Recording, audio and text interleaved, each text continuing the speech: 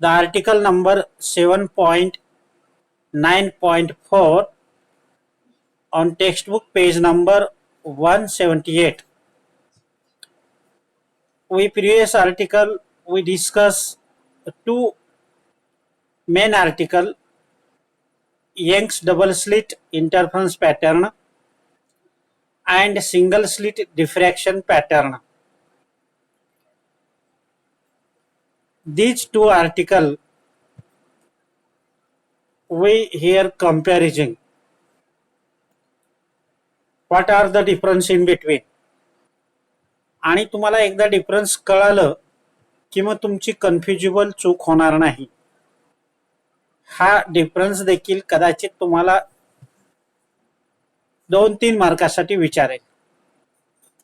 तर आपण Young's double slit interference pattern मध्ये 5 डिफरन्स काढलं होतं. तसंच सिंगल स्लिट डिफ्रॅक्शन पॅटर्न मध्ये 5 डिफरन्स काढतो आणि त्यानंतर मग कन्स्ट्रक्टिव्ह इंटरफरन्स, डिस्ट्रक्टिव्ह इंटरफरन्स असं बघत असतो. ब्राईट पॉइंट, डार्क पॉइंट बघत असतो, पण थोडासा फरक आहे. तर इथे फर्स्ट पॉइंट दिलेला आहे. काय आहे फर्स्ट पॉइंट? हा पहिला पॉइंट कोणाचा असेल? इन केस हा पहिला पॉइंट ए, हा ए point 1 minute,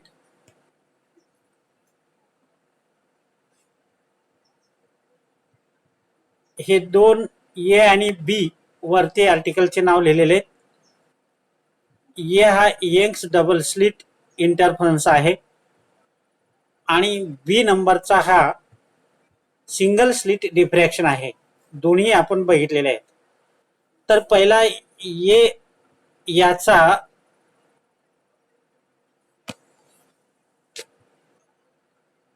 Young's double slit interference पॅटर्नचा पहिला पॉइंट, ए चा पहिला point. In double slit interference fringes are all of equal width. Main पहा, त्याच्यामध्ये इक्वल विड्थ असतो. जाडी सर्वांची सारखी असते. कोणामध्ये? इंटरफरन्स फ्रिंजेस मध्ये. कन्स्ट्रक्टिव्ह असेल, डिस्ट्रक्टिव्ह असेल, त्यांच्यातली जाडी सारखी असते. But in single slit diffraction मध्ये काय असतं? तर दुसरा पॉइंट काय सांगतो? In double slit interference the bright fringes are of equal intensity. आणि त्याच्यामध्ये दुसऱ्या नंबरच्या ह्याच्यामध्ये bright fringes are equal intensity असतात. इन केस ए मध्येच दुसरा पॉइंट.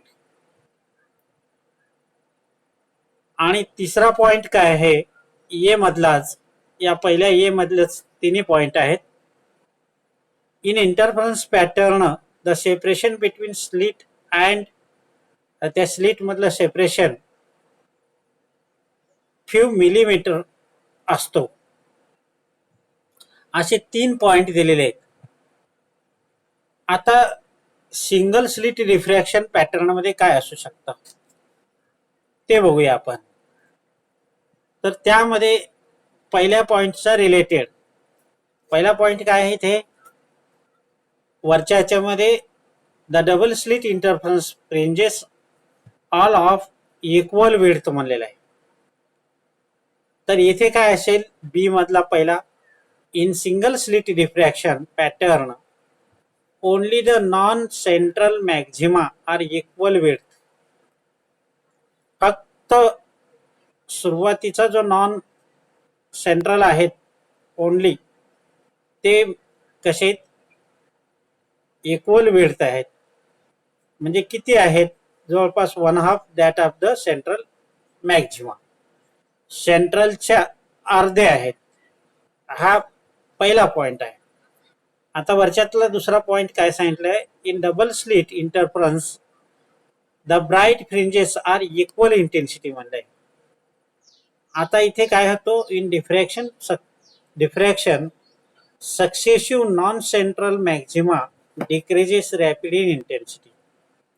म्हणजे काय, डिफ्रॅक्शन पॅटर्न मध्ये सेंट्रल हा तेवढा ब्राईट असतो आणि सेंट्रल सोडून जसं जसं आपण दूर जाऊ तसं तसं त्या मॅक्झिमाची इंटेन्सिटी डिक्रीज होत जाते. आणि तिसरा पॉइंट इथे काय दिलेला आहे, तिसरा पॉइंट इथे असं दिलेला आहे, in interference pattern the separation between slit few millimeter only म्हणलेलं आहे. आणि ते किती आहे, we can see 30 or 40 equally space bright and dark fringes nearly same brightness असं म्हणलेलं आहे. म्हणजे डार्क आणि ब्राईट हे जे अल्टरनेटली प्रोड्यूस होतात ते इक्वल इंटेन्सिटीचे असतात.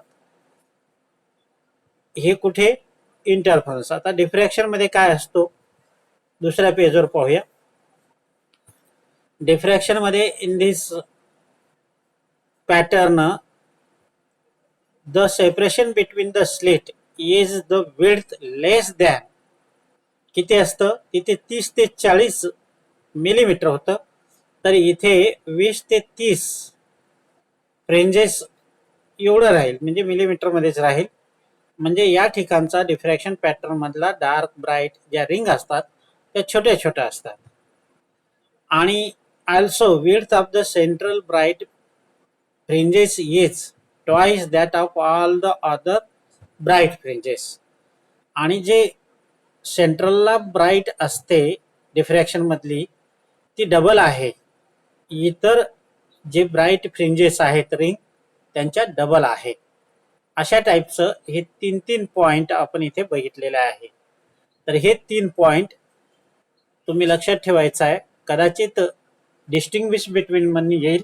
आणखीन एक महत्वाचा पॉइंट तुम्हाला सांगून ठेवतो, path difference in Young's interference pattern मध्ये असा आलेला आहे, कन्स्ट्रक्टिव्ह साठी पाथ डिफरन्स इंटिग्रल मल्टिपल आलेला आहे आणि तोच integral multiple of wavelength diffraction मध्ये डार्क साठी आलेला आहे, मिनिमा सेकंडरी मिनिमा साठी आलेला आहे.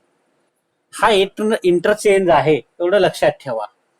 आणखीन एक दुसरं त्याच्या उलट odd multiple of half wavelength हे डिस्ट्रक्टिव्ह साठी पहिल्या ह्याच्यामध्ये आलेला आहे, तर तो इथे कन्स्ट्रक्टिव्ह मध्ये येतो डिफ्रॅक्शन मध्ये, एवढं लक्षात ठेवा.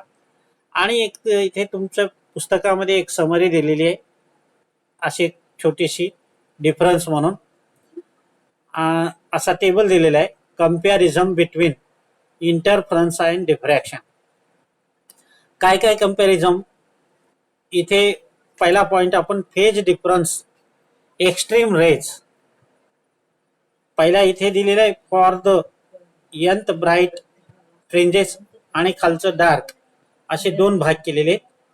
आपण ब्राईट विषय बघूया दोघांमधला कंपॅरिझन. आणि इथे हे कॉलम पहिला इंटरफरन्सचा दिलेला आहे, दुसरा हा डिफ्रॅक्शनचा दिलेला आहे. फक्त इथे डिफ्रॅक्शन मध्ये इथे एक्सेप्ट सेंटर असं म्हणालेलं आहे, म्हणजे सेंटरला जास्त डिफ्रॅक्शन मध्ये ब्राईट असतो, त्याचा विचार सोडायचा, इथे घ्यायचा नाही आहे. तर पहिला पॉइंट काय बघा, ब्राईटच्या बाबतीत फेज डिफरन्स एक्स्ट्रीम रेज, शेवटच्या रेज मध्ये फेज डिफरन्स काय येतो, तर इंटरफरन्स मध्ये 2πn म्हणजे n 2π असं येतो. आणि डिफ्रॅक्शन पॅटर्न मध्ये ऑड मल्टिपल ऑफ 2π 360 असं येऊ शकतो, ऑड संख्या असते. त्याच पद्धतीनं इन केस दुसरा आता अँग्युलर पोझिशन म्हणजे थीटाची किंमत काय राहू शकते, तर थीटाची किंमत इंटरफरन्स मध्ये n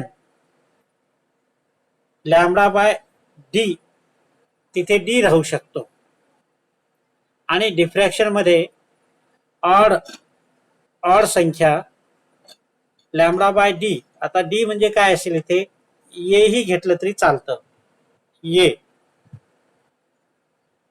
next in case path difference, जो पाथ डिफरन्स आपण काढलेला आहे त्याच्यामध्ये एक्स्ट्रीम रे मध्ये इथे ब्राईट साठी इंटिग्रल मल्टिपल असू शकतो आणि याच्यामध्ये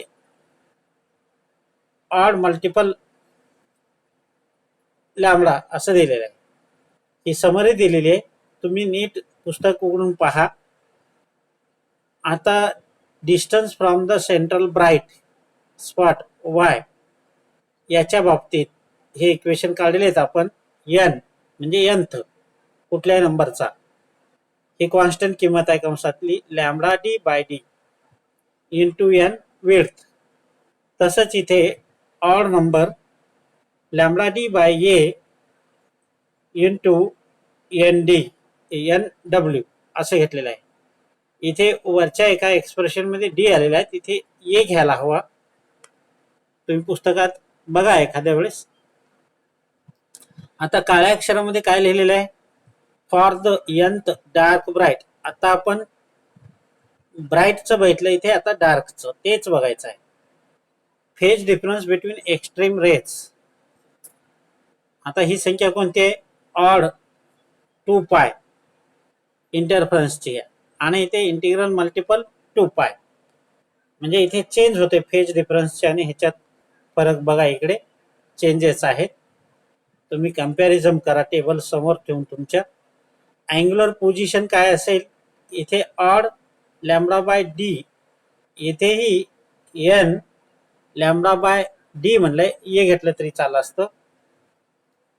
next path difference x between extreme rays, odd n lambda आहे, इथे इंटिग्रल मल्टिपल ऑफ लॅम्बडा आहे.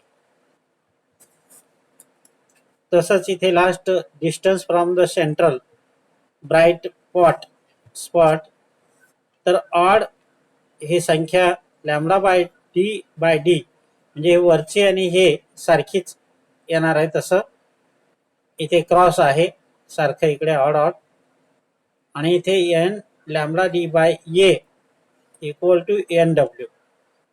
तर हा टेबल तुम्ही नीट अभ्यासा, लक्षात ठेवा.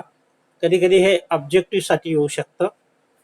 आणि इथे डायग्राम पण दाखवलेला आहे पुस्तकामध्ये, व्यवस्थित आहे तेही बघा. Intensity of Young's double slit interference हा कसा आहे आणि इंटेन्सिटी ऑफ सिंगल डिफ्रॅक्शन या बाबतीत काढलेले हे असे वेगळ्या टाईपचे ग्राफ आहेत.